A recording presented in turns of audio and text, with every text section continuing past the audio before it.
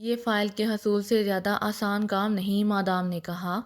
آپ کی بات درست ہے مادام، یہ واقعی زیادہ آسان تھا، لیکن جس سائنسدان نے یہ فارمولہ ایجاد کیا تھا اسے ہم نے پہلے ہی اغوا کر لیا تھا۔ اس کی حماقت سے ایک بین الاقوامی کانفرنس میں اس فارمولے کی خبر آؤٹ ہو گئی اور ہم نے اسے وہیں سے قابو کر لیا۔ اس کے بعد سائنسی طریقوں سے اس کے ذہن سے فارمولہ حاصل کرنے کی کوشش کی گئی، لیکن بدقسمتی یہی ہوئی کہ اس سائنسدان نے آدھا فارمولہ ہی بتایا تھا کہ وہ سائنسی حربے کی تاب نہ لا کر ہلاک ہو گیا، چنانچہ ہم نے بعد ازاں اسے ایک حادثہ ظاہر کر دیا۔ اس طرح پاکیشا والوں کو شک نہ پڑ سکا۔ البتہ اس سائنس سے فائل کا نمبر اور لیبارٹری کے متعلق پتہ چل گیا، لیکن اتنا پتہ چلا کہ وہ لیبارٹری دارالحکومت میں ہی کہیں واقع ہے اور اس کا انچارج کوئی سر داؤد ہے جو مستقل اسی لیبارٹری میں رہتا ہے۔ چنانچہ اس کے بعد اس فارمولے کے حصول کی کوششیں شروع کر دی گئیں، لیکن کوئی بھی کوشش کامیاب نہ ہوئی۔ تو آخرکار آپ کو تکلیف دی جا رہی ہے۔ ہماری حکومت کو مکمل یقین ہے کہ آپ اس مشن میں کامیاب رہیں گی، کرافگر نے تفصیل بتاتے ہوئے کہا۔ جو کچھ تم نے بتایا ہے اس لحاظ سے تو مشن خاصا دلچسپ معلوم ہو رہا ہے، لیکن یہ تمہاری بات غلط ہے کہ تمہاری حکومت کو یہ مکمل یقین ہے کہ ہائبرڈ اس مشن میں کامیاب رہے گا، اس لیے تم نے $50 لاکھ کا چیک روکنے کی کوشش کی تھی۔ بہرحال تمہارا یہی خدشہ اس مشن کو دلچسپ ظاہر کرتا ہے، مادام ٹیلر نے جواب دیا، اور کرافگر سر جھکا کر خاموش ہو گیا کیونکہ حقیقت یہی تھی۔ وہ زبانی معلومات کیا تھیں جو تم ہائبرڈ کو براہ راست دینا چاہتے تھے؟ مادام ٹیلر نے چند لمحوں کی خاموشی کے بعد کرخت لہجے میں پوچھا۔ جی ہاں، اس سلسلے میں اگر آپ مزید کوئی سوال پوچھنا چاہیں تو میں حاضر ہوں، کرافگر نے جواب دیا۔ اس سیکرٹ سروس کا ہیڈ کوارٹر، اس کے چیف کا نام و پتہ اور اس کے چہروں کے بارے میں تمہیں جو تفصیلات بھی ہوں وہ مجھے بتا دو تاکہ میں ہائبرڈ کو آگاہ کر دوں اور وہ ان معلومات کو سامنے رکھ کر مشن کی لائن آف ایکشن تیار کرے۔ مادام ٹیلر نے سخت لہجے میں کہا۔ سیکرٹ سروس کے ہیڈ کوارٹر کے متعلق آج تک کسی کو معلوم نہیں ہو سکا۔ اس کے چیف کا صرف نام معلوم ہے، وہ X2 کہلاتا ہے۔ چہروں کے بارے میں کسی تفصیلات کا علم نہیں، صرف ایک شخص علی عمران کے متعلق تفصیلات مل سکی ہیں۔ وہ بظاہر احمق سا آدمی ہے، لیکن در حقیقت بے حد ذہین اور خطرناک ہے۔ وہ وہاں کی انٹیلیجنس کے ڈائریکٹر جنرل سارحمان کا اکلوتا بیٹا ہے، لیکن باپ نے اسے گھر سے نکالا ہوا ہے اور وہ دارالحکومت میں موجود کنگ روڈ کے فلیٹ نمبر 200 میں اپنے ایک باورچی سلیمان کے ساتھ اکیلا رہتا ہے۔ وہ سیکرٹ سروس کا باقاعدہ ممبر نہیں ہے بلکہ سیکرٹ سروس کے لیے معاوضے پر کام کرتا ہے، اور جب بھی سیکرٹ سروس چاہے، کرافگر نے جواب دیتے ہوئے کہا، پھر تو بڑی آسانی سے اس علی عمران کو جاتے ہی قابو کر لیا جائے گا اور اس سے سب کچھ معلوم ہو سکتا ہے، مادام ٹیلر نے اسپاٹ لہجے میں جواب دیتے ہوئے کہا۔ یہ بات اتنی آسان نہیں جتنی آپ سمجھ رہی ہیں۔ S3 سے بھی یہی غلطی ہوئی تھی، اس نے جاتے ہی اس عمران پر ہاتھ ڈالنے کی کوشش کی تھی اور یہ نتیجہ ہوا کہ ان کے خلاف سیکرٹ سروس تیزی سے حرکت میں آ گئی اور پھر S3 کا انجام بدترین ہوا، کرافگر نے جواب دیتے ہوئے کہا۔ او، کیا وہ اتنا ہی خطرناک آدمی ہے؟ مادام ٹیلر نے چونکتے ہوئے کہا۔ آپ نے کافرستان کے کرن فریدی کا کبھی نام سنا ہے؟ کرافگر نے پوچھا۔ کرن فریدی؟ ہاں، وہ انتہائی خطرناک سیکرٹ ایجنٹ ہے، میں نے اس کی بے پناہ تعریفیں سنی ہیں۔ کبھی اس سے مقابلے کی نوبت تو نہیں آئی، مادام ٹیلر نے کچھ سوچتے ہوئے کہا۔ یہ علی عمران اسی پائے کے آدمی ہے، اس سے 2 ہاتھ آگے ہی ہو سکتا ہے، کم نہیں۔ بہرحال میں نے جو ضروری تفصیلات تھیں وہ آپ تک پہنچا دیں۔ اب آپ کا جیسے جی چاہے کریں، ہماری حکومت کو یہ فائل یا اس کے فوٹوگراف دونوں میں سے جو بھی ہو ملنی چاہیے، کرافگر نے کہا۔ ایک بات بتاؤ، کیا پاکیشا کی حکومت نے اس فارمولے پر عمل کر کے وہ ہتھیار بنا لیا ہے؟ مادام ٹیلر نے اچانک کسی خیال کے تحت پوچھا۔ جی نہیں، بلکہ انہیں تو اسی فارمولے کی اہمیت کا احساس تک نہیں، کیونکہ ان کے پاس بھی مکمل فارمولہ نہیں ہے۔ یوں سمجھے کہ پہلا حصہ فارمولے کا ان کے پاس ہے، ورنہ جس طرح ہم اس فارمولے کو حاصل کرنے میں سرگرداں ہیں اسی طرح وہ بھی یہی کام کرتے، کرافگر نے جواب دیا۔ مگر تم نے ابھی تو بتایا ہے کہ تم نے اسی سائنسدان سے پوچھ گچھ کر کے آدھا فارمولہ حاصل کر لیا تھا، ظاہر ہے وہ پہلا آدھا ہی ہوگا، مادام ٹیلر نے انتہائی سخت لہجے میں کہا۔ او مادام، ہر ادارہ اپنی خامیاں ہمیشہ چھپانے کی کوشش کرتا ہے، اب آپ نے پوچھ ہی لیا ہے تو پھر سنیے، اصل بات یہ ہوئی کہ وہ سائنسدان اسی فارمولے پر وہاں کام کر رہا تھا۔ اس نے آدھا فارمولہ تیار کر لیا تھا تو اسے مزید ریسرچ کے لیے ہمارے ملک کی اعلیٰ ترین لیبارٹری کی ضرورت پڑی، چنانچہ وہ بین الاقوامی کانفرنس میں شمولیت کا بہانہ کر کے یہاں آ گیا۔ یہاں ہم نے اسے ریسرچ کی اعلیٰ سہولیات مہیا کیں، کیونکہ اس سے فارمولے کی بنیاد کا ہمیں علم ہو چکا تھا۔ ہم نے سوچا کہ جب وہ اسے یہاں مکمل کرے گا تو پھر ہم وہاں پہلا بھی آدھا اس سے حاصل کر لیں گے، اس طرح ہمارے پاس مکمل فارمولہ پہنچ جائے گا۔ چنانچہ جب اس نے فارمولہ مکمل کیا تو ہم نے اسے پکڑ کر اس سے فارمولے کا ابتدائی حصہ حاصل کرنے کی کوشش کی۔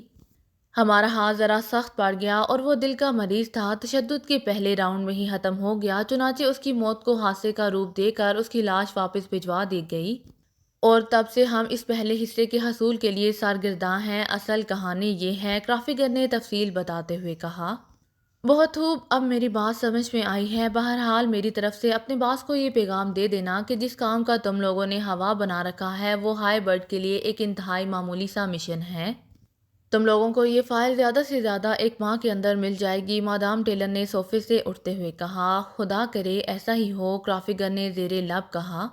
اور پھر مادام ٹیلر کے جانے کے بعد مسلح نوجوان اندر آیا۔ اس کی رہنمائی میں کرافیگر اپنی کار تک پہنچ گیا۔ ریوالور، خنجر اور چاقو اس کے حوالے کر دیا گیا۔ کرافیگر محل سے باہر نکل کر مین روڈ کی طرف جاتے ہی دل میں یہ فیصلہ کر چکا تھا کہ وہ بھی اپنے طور پر پاکیشیا جا کر اس فائل کے حصول کے لیے کوشش کرے گا۔ بات لیکن چیف باس کے ماننے کی تھی، لیکن اس نے سوچ لیا تھا کہ چیف باس راضی نہ ہوا تو وہ چھٹی لے کر پرائیویٹ طور پر وہاں جائے گا، اور کچھ نہیں تو کم از کم ہائی برڈ کو کام تو کرتے دیکھ ہی لے گا۔ عمران آج کل فارغ تھا اور ظاہر ہے فراغت کے دور میں اسے نئی سے نئی سوچتی تھی، چنانچہ اب بھی اس نے ایک بالکل انوکھا اور دلچسپ مشغلہ اختیار کر لیا۔ اس نے ایک ٹیکسی ڈرائیور سے گٹھ جوڑ کر لیا تھا اور اس سے ٹیکسی لے کر وہ خود ٹیکسی ڈرائیور بن گیا تھا۔ میک اپ کرنے اور پھر ٹیکسی ڈرائیوروں کی مخصوص وردی پہننے کے بعد وہ بڑے اطمینان سے فلیٹ سے نکلتا اور کسی بڑے ہوٹل یا چوک پر جا کر کھڑا ہو جاتا۔ وہ صرف ان لوگوں کو ٹیکسی میں بٹھاتا تھا جن کے متعلق اس کا خیال تھا کہ وہ دلچسپ مسافر ثابت ہوں گے۔ آج بھی وہ ٹیکسی ڈرائیور کے روپ میں ٹیکسی چلاتا ہوا ایک چوک پر جیسے ہی رکا، سامنے والی بلڈنگ سے ایک خوبصورت سی لڑکی گھبرائے ہوئے انداز میں دوڑتی ہوئی نکلی، اور پھر تیزی سے سڑک پار کر کے وہ عمران کی ٹیکسی کی طرف چلتی آئی۔ وہ یوں بار بار مڑ کر دیکھ رہی تھی جیسے اسے خطرہ ہو کہ پیچھے سے اس پر حملہ کر دیا جائے گا۔ وہ سخت گھبرائے ہوئے انداز میں ٹیکسی کے قریب پہنچی اور پھر جلدی سے دروازہ کھول کر پچھلی نشست پر ڈھیر ہو گئی۔ وہ بری طرح ہانپ رہی تھی، اس کے چہرے پر شدید خوف کے آثار نمایاں تھے۔ یہاں سے نکل چلو، دور لے چلو، جلدی کرو، لڑکی نے خوف سے سہمے ہوئے لہجے میں کہا۔ اس کی نظریں ابھی تک اس عمارت پر جمی ہوئی تھیں اور آنکھوں میں شدید خوف و ہراس تھا۔ سوری محترمہ، میں اس طرح خوفزدہ لڑکیوں کو کہیں نہیں لے کر جاتا۔ پہلے آپ یہ بتائیں کہ چکر کیا ہے؟ عمران نے بڑے مطمئن لہجے میں پوچھا۔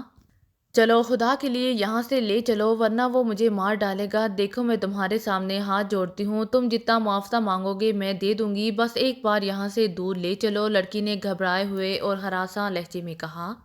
عمران چند لمحے سوچتا رہا، پھر اس نے سر ہلاتے ہوئے گاڑی کے سٹارٹ کرنے کے لیے اگنیشن میں چابی گھمائی۔ اسی لمحے لڑکی کے حلق سے چیخ نکلی۔ عمران تیزی سے مڑا، اس نے پھرتی سے لڑکی کا ہاتھ پکڑ لیا جو بڑے دہشت بھرے انداز میں دوسری طرف کا دروازہ کھول کر باہر بھاگنا چاہتی تھی۔ اس کی آنکھیں عمارت پر جمی ہوئی تھی۔ آرام سے بیٹھی رہیں، تمہارا اب کچھ نہیں بگاڑ سکتا، عمران نے سخت لہجے میں کہا۔ وہ کہہ رہا ہے، وہ لڑکی نے کہا، اور دوسرے لمحے وہ سیٹ پر ہی بے ہوش ہو کر لڑکتی چلی گئی۔ خوف کی شدت سے وہ بے ہوش ہو چکی تھی۔ اسی لمحے ٹیکسی کی پچھلی نشست کا دوسری طرف سے دروازہ کھلا اور ایک غیر ملکی نوجوان نے اندر ہاتھ ڈال کر ایک جھٹکے سے لڑکی کو باہر کھینچا۔ اسے کاندھے پر ڈال کر وہ بڑے اطمینان سے مڑ کر چلتا ہوا عمارت کی طرف بڑھتا چلا گیا، جیسے کوئی خاص بات ہی نہ ہوئی ہو بلکہ سب کچھ معمول کے مطابق ہو۔ ارے مسٹر، عمران تیزی سے نیچے اتر کر اس کے پیچھے لپکا۔ بھاگ جاؤ، یہ لڑکی محض مریض ہے، یہ اسی طرح خوفزدہ ہو کر بے ہوش ہو جاتی ہے۔ عمران کے سڑک پار کر کے اس کے قریب پہنچنے پر اس نے انتہائی سخت لہجے میں عمران سے مخاطب ہو کر کہا، اور پھر تیز تیز قدم اٹھاتا ہوا عمارت کی صدر دروازے میں داخل ہو گیا۔ عمران ہونک بنا وہیں دروازے کے سامنے کھڑا رہ گیا، لیکن چند لمحے رکنے کے بعد وہ بھی تیزی سے قدم اٹھاتا ہوا عمارت میں داخل ہوا۔ عمارت کے اندر دونوں طرف سے سیڑھیاں اوپر جا رہی تھیں، اور یہ عمارت چونکہ رہائشی فلیٹوں پر مشتمل تھی، اسی لیے اب یہ معلوم نہیں تھا کہ وہ آدمی لڑکی کو اٹھائے کسی فلیٹ میں جائے گا۔ کچھ لوگ ایک طرف سے سیڑھیاں اتر رہے تھے، عمران دوسری طرف سے سیڑھیاں پھلانگتا ہوا اوپر چڑھتا چلا گیا، اور پھر پہلی منزل پر پہنچتے ہی اس نے دوسری منزل کی سیڑھیوں پر کسی کے تیزی سے چڑھنے کی آواز سنی تو وہ دوسری منزل کی سیڑھیاں پھلانگتا گیا۔ چند لمحوں بعد اسے وہی غیر ملکی نظر آ گیا جو لڑکی کو کاندھے پر ڈالے بڑے اطمینان سے اوپر چڑھتا چلا جا رہا تھا۔ لڑکی کی آنکھیں بند تھیں۔ عمران احتیاط سے دبے قدموں اس کے پیچھے چڑھنے لگا، اس غیر ملکی نے ایک بار بھی پیچھے مڑ کر نہ دیکھا اور پھر وہ دوسری منزل کی راہداری میں چلتا ہوا ایک کمرے کے دروازے کی طرف بڑھتا چلا گیا۔ عمران بھی خاموشی سے اس کے پیچھے تھا۔ دروازے پر پہنچتے ہی اس نے پیر سے دھکا دے کر دروازے کے پارٹ کھولے اور اندر داخل ہو گیا۔ اسی لمحے لڑکی نے آنکھیں کھولی اور پھر عمران کا ذہن یہ دیکھ کر بھگ سے اڑ گیا کہ لڑکی نے آنکھیں کھول کر مسکراتے ہوئے باقاعدہ عمران کو آنکھ ماری، اور عمران یوں ٹھٹک کر رک گیا جیسے چابی والے کھلونے کی چابی ختم ہو گئی ہو۔ اب اسے بھی غیر ملکی کی اس بات پر یقین آنے لگا کہ لڑکی ذہنی مریض ہے اور یہ شاید اس کا معمول ہو۔ کمرے کا دروازہ بند ہو چکا تھا اور عمران ابھی تک وہیں کھڑا سوچ رہا تھا کہ وہ واپس جا کر کسی اور مسافر کا انتظار کرے، مگر اس کی چٹی حس بار بار اس کے ذہن پر ڈنک مار رہی تھی۔ اسے خیال آ رہا تھا کہ لڑکی مقامی ہے اور مرد غیر ملکی، پھر یہ چکر کیا ہے؟ تم یہاں کیسے کھڑے ہو؟ اچانک ایک رخت آواز اسے سنائی دی اور اس نے چونک کر ادھر ادھر دیکھا تو ایک تنومند نوجوان نہ جانے کہاں سے نکل کر اس سے مخاطب تھا۔ اس نوجوان نے چست لباس پہن رکھا تھا اور اس چست لباس میں اس کی بازوؤں کی مچھلیاں تڑپ رہی تھیں۔ جج جج جناب، یہاں کسی غیر ملکی نے کھڑکی میں سے مجھے ہاتھ دے کر بلایا ہے۔ میں ٹیکسی ڈرائیور ہوں، مگر اب پتہ نہیں چل رہا کہ میں کس دروازے پر دستک دوں۔ عمران نے جان بوجھ کر مروب سا لہجہ بناتے ہوئے کہا۔ او غیر ملکی تو اس منزل میں ایک ہی مکین ہے مسٹر جیکسن، میں اس عمارت کا محافظ ہوں، اور وہ دیکھو سامنے والا دروازہ ان کا ہے، اس نوجوان نے مطمئن لہجے میں کہا اور پھر سیڑھیاں اتر کر نیچے کی طرف بڑھتا چلا گیا۔ عمران اس کے نیچے جاتے ہی تیزی سے ایک طرف کونے میں رکھے ہوئے کوڑے کے ڈرم کی طرف بڑھا۔ اس نے ڈرائیوروں والی کیپ اتار کر اس ڈرم میں ڈالی اور پھر ہاکی قمیض اور پتلون اتارنے لگا۔ اس نے نیچے باقاعدہ لباس پہنا ہوا تھا۔ کیپ اور ہاکی لباس لپیٹ کر اس نے ڈرم میں ڈالا اور پھر ریڈی میڈ میک اپ اتار کر اس نے جیب میں ڈالا۔ اب وہ اپنے اصل لباس اور اصل حلیے میں تھا، اور پھر وہ مسٹر جیکسن کے دروازے کی طرف بڑھتا چلا گیا۔ وہ اس لڑکی کے چکر کی پوری تفصیل جاننا چاہتا تھا، وقت ہی گزارنا تھا تو اسی طرح ہی صحیح۔ اس نے آگے بڑھ کر دروازے پر دستک دینے سے پہلے جیب میں ہاتھ ڈالا اور جیب میں پڑے ہوئے مختلف وزٹنگ کارڈوں میں سے ایک کارڈ منتخب کیا، اور پھر کارڈ ایک ہاتھ میں لیے اس نے دوسرے ہاتھ سے دروازے پر دستک دی۔ چند لمحوں بعد اندر سے کسی کے قدموں کی آواز سنائی دی اور دروازہ دوسرے لمحے کھل گیا۔ دروازے پر وہی غیر ملکی کھڑا تھا۔ مسٹر جیکسن، میرا تعلق سوشل سیکیورٹی سے ہے، عمران نے بڑے سنجیدہ لہجے میں کہا، اور پھر ہاتھ میں پکڑا ہوا کارڈ غیر ملکی کی طرف بڑھا دیا۔ غیر ملکی نے کارڈ لے کر اس پر نظریں دوڑائیں۔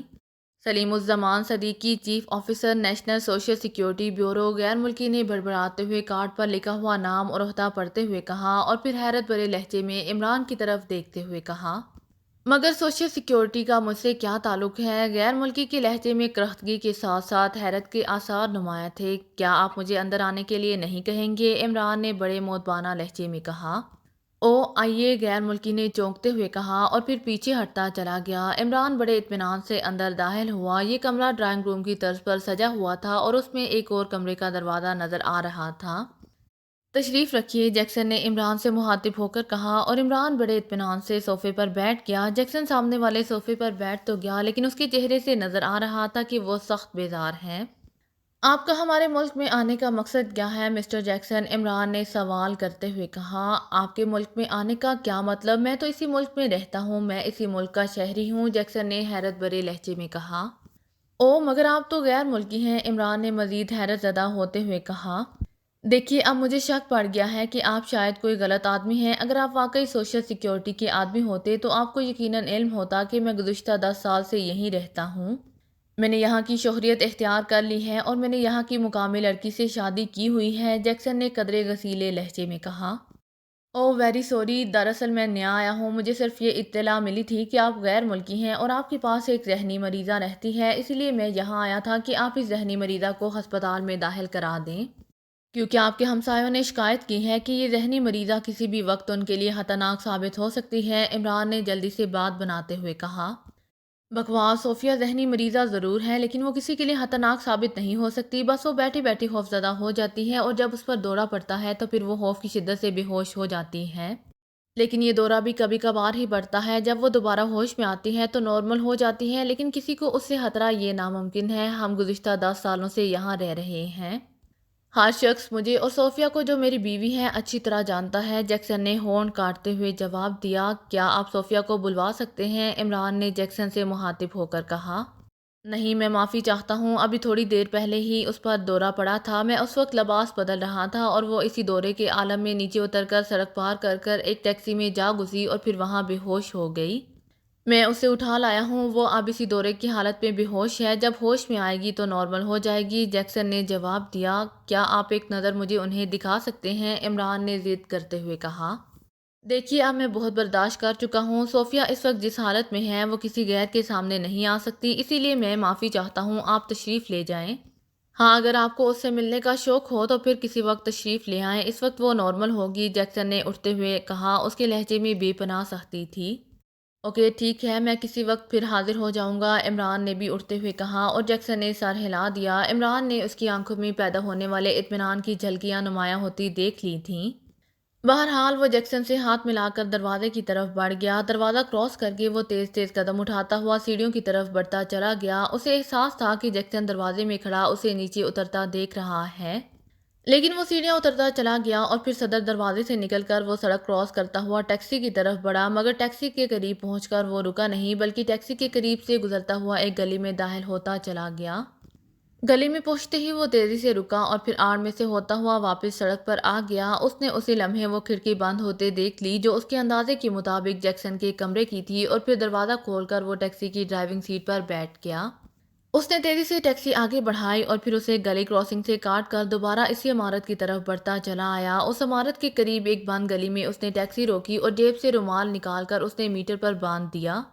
اب وہ ٹیکسی کی بجائے پرائیویٹ کار کی حیثیت اختیار کر گئی تھی، کیونکہ میٹر پر بندھا ہوا کپڑا اس بات کی نشانی تھی کہ ٹیکسی کرائے کے لیے مہیا نہیں کی جا سکتی۔ کپڑا باندھ کر وہ مطمئن ہو کر بیٹھ گیا اور پھر اس نے جیب میں ہاتھ ڈال کر ایک چھوٹا سا ڈبہ باہر نکالا۔ اس ڈبے کو کونے میں لگا ہوا ایریل اس نے اونچا کر کے ٹیکسی کی کھڑکی سے باہر نکال دیا اور پھر ڈبے کا بٹن دبا کر اس نے ڈبے کو یوں کان سے لگا لیا جیسے لوگ چھوٹے ریڈیو سے کسی کھیل کی کمنٹری یا کوئی دلچسپ پروگرام سنتے ہیں۔ جیکسن کی بے خبری میں وہ صوفے کے نیچے ٹرانسمیٹر چپکا آیا تھا اور اب اس فلیٹ میں ہونے والی ہر گفتگو وہ اس ٹرانسمیٹر پر بیٹھ کر اطمینان سے سن سکتا تھا۔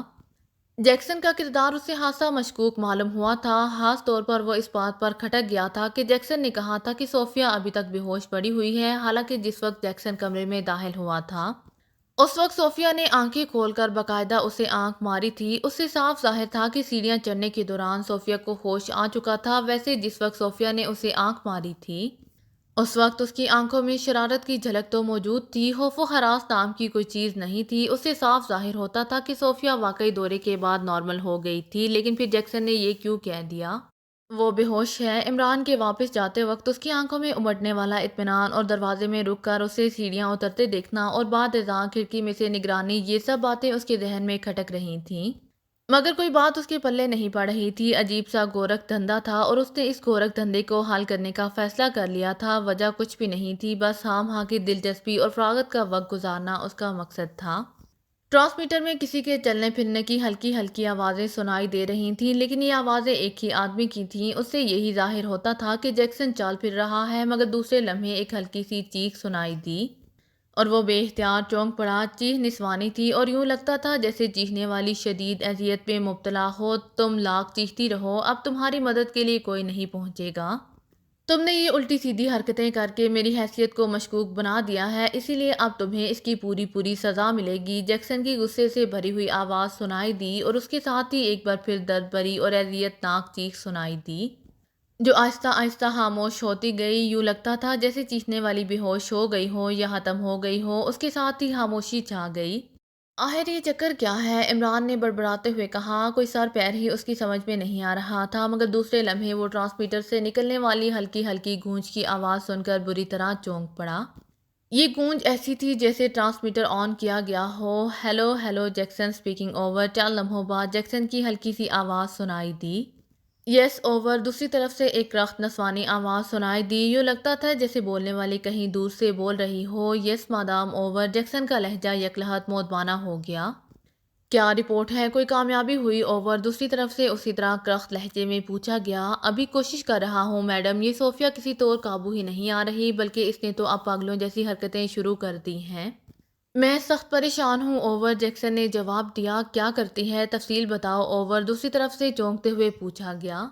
بس کبھی کبھی اچانک خوف زدہ ہو جاتی ہے، کبھی نارمل ہو جاتی ہے۔ آج بھی بیٹھے بیٹھے خوف زدہ ہو کر عمارت سے نیچے بھاگ گئی اور جا کر سامنے کھڑی ہوئی ایک ٹیکسی میں بیٹھ کر بے ہوش ہو گئی۔ میں وہاں سے اسی عالم میں اٹھا لایا تو کمرے میں پہنچتے ہی بالکل نارمل ہو گئی۔ ابھی میں نے اس پر سجیشن کا آغاز کیا ہی تھا کہ ایک سوشل سیکیورٹی والا آن ٹپکا۔ اس کے جانے کے بعد میں نے پھر سجیشن شروع کیے تو پھر یوں چیختی ہوئی بے ہوش ہو گئی جیسے اس کے پیٹ میں چاقو گھوم دیا ہو۔ اب بھی بے ہوش پڑی ہے اوور، جیکسن نے تفصیل بتاتے ہوئے کہا۔ اس کا مطلب ہے کہ تمہاری سجیشن اس کے ذہن سے زیادہ طاقتور ہیں اور اسی وجہ سے وہ خوفزدہ اور بے ہوش ہو جاتی ہے، یا پھر شاید اس کے ذہن پر پہلے پہلے ہونے والے تشدد نے برا اثر ڈالا ہے۔ تم ایسا کرو کہ اس سے نرمی اور پیار سے پیش آؤ تاکہ اس کے ذہن سے خوف دور ہو جائے، اور پھر اسے ہلکے سے سجیشن دو تاکہ اس کے ذہن میں موجود راز باہر آ سکے۔ ایسا نہ ہو کہ وہ بالکل ذہنی طور پر مفلوج ہو جائے، اور اس طرح ہم ہمیشہ کے لیے اس سے ہاتھ دھو بیٹھیں۔ اوور، دوسری طرف سے کہا گیا۔ مگر کیا یہ ضروری ہے کہ اسی طریقے سے راز اگلوایا جائے؟ اور بھی تو طریقے ہو سکتے ہیں۔ اس خفیہ لیبارٹری کو ڈھونڈنے کی کیوں نہ کوئی اور طریقہ استعمال کیا جائے؟ اوور، جیکسن نے ہلکے سے احتجاج بھرے لہجے میں کہا۔ سنو جیکسن، طریقے تو بے شمار ہو سکتے ہیں لیکن یہ سب سے محفوظ طریقہ ہے۔ میں نہیں چاہتی کہ کوئی اور طریقہ استعمال کر کے یہاں کی حکومت، پولیس، انٹیلیجنس اور سیکرٹ سروس کو چونکایا جائے۔ وہ اس لیبارٹری میں کام کر چکی ہیں لیکن اس کے ذہن سے ہپناٹزم کے ذریعے وہ صاف پتہ صاف کر دیا گیا ہے، اسی لیے اسے تمہارے حوالے کیا گیا تھا کہ تم اپنے مخصوص فن سے اس کے ذہن سے صاف شدہ لیبارٹری کا پتہ لگواؤ اور دیگر تفصیلات واپس ظاہر کر کے حاصل کر سکو۔ اس طرح ہم خاموشی سے اپنا کام مکمل کر سکیں گے۔ لیکن تم اتنے دن ہونے کے باوجود کامیاب نہیں ہو رہے، بلکہ تم نے اسے دہشت زدہ اور مریضہ بنا دیا ہے۔ اوور، بولنے والی کا لہجہ کرخت سے کرخت ہوتا چلا گیا۔ مجھے خود سمجھ میں نہیں آتا کہ میرا فن اس پر اثر انداز کیوں نہیں ہو رہا، حالانکہ یہ میرے لیے معمولی سی بات تھی، لیکن اس لڑکی کے ساتھ کام کر کے میں الجھ گیا ہوں۔ اوور، جیکسن نے جواب دیا۔ کام کیے جاؤ مگر طریقے سے۔ میں تمہیں مزید 2 روز کی مہلت دیتی ہوں۔ ان 2 روز میں تم نے یہ راز ہر قیمت پر حاصل کرنا ہے۔ اوور، بولنے والی نے انتہائی کرخت لہجے میں کہا۔ ٹھیک ہے مادام، میں اپنا طریقہ کار بدل لیتا ہوں، مجھے یقین ہے کہ کام ہو جائے گا۔ اوور، جیکسن نے جواب دیا۔ میں 2 روز بعد تمہیں کال کروں گی، اس دوران کام ہو جانا چاہیے۔ ناکامی کی صورت میں اس کا نتیجہ تمہارے حق میں غلط ہوگا۔ اوور اینڈ آل، دوسری طرف سے کہا گیا، اور اس کے ساتھ ہی ہلکی سی گونج سنائی دینے لگی۔ عمران نے سر ہلاتے ہوئے ٹرانسمیٹر کا بٹن آف کیا اور پھر اسے جیب میں ڈال کر وہ کار کو بیک کر کے واپس سڑک پر لے آیا۔ اس کے بعد اس کا رخ تیزی سے دانش منزل کی طرف کر دیا۔ دانش منزل کے قریب پہنچ کر اس نے ٹیکسی ایک سائڈ پر روکی اور خود پیدل اتر کر دانش منزل کے گیٹ کی طرف بڑھتا چلا گیا۔ دانش منزل کے گیٹ پر رک کر اس نے کال بیل کا بٹن مخصوص انداز میں دبایا تو چند لمحوں کے بعد گیٹ کھلتا چلا گیا اور عمران اندر داخل ہوا۔ جیسے ہی وہ آپریشن روم میں داخل ہوا، بلیک زیرو اٹھ کھڑا ہوا۔